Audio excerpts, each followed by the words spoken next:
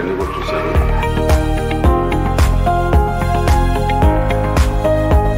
తల్లి తండ్రి నేనే వీళ్ళకి.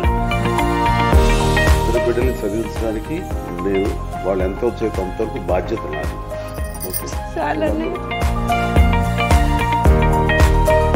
మీకోసం ఇంత కష్టపడుతున్న అమ్మని మంచి చదువుకుని మంచి ఉద్యోగాలు చేస్తే మీరు అమ్మని సుఖపెట్టచ్చు.